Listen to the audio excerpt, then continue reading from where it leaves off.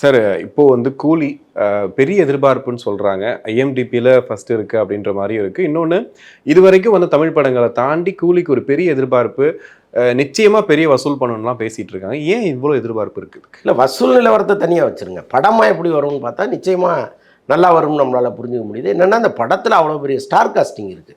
மிகப்பெரிய நடிகர்கள் எல்லாமே அதுக்குள்ள இருக்காங்க. எல்லாத்துக்கும் சிகரம் வச்ச மாரி, ரஜினி, லோகேஷ் கனகராஜ் இந்த காம்பினேஷன் வந்து ஒரு பெரிய எதிர்பார்ப்பை கிரியேட் பண்ணியிருக்கு. இந்த படம் தொடர்பான விஷயங்கள், இந்த ரஜினி இன்னும் படத்தில் இருக்கிறவங்க தொடர்பான கிளிப்பிங்ஸ் எல்லாம் வெளியில் வந்ததுன்னா அதனுடைய எதிர்பார்ப்பு எங்கேயோ போயிடும். இப்போவே லோகேஷ் கனகராஜ் என்ன சொல்கிறாரா, சார் ஹைப் வேண்டாம் சார், ஹைப் வேண்டாம், அதனால் எல்லாத்தையும் வந்து ஹைட் பண்ணி வைங்க, வேண்டாம், சும்மா ஒரு இமேஜை மட்டும் விடுவோம் அப்படின்னு அவர் வந்து சன் பிக்சர்ஸ்கிட்ட சண்டை போட்டுட்ருக்காராம், வேண்டாம் வேண்டாம். ஏன்னா அவ்வளோ பெரிய ஹைப்பில் நிற்கிது படம்.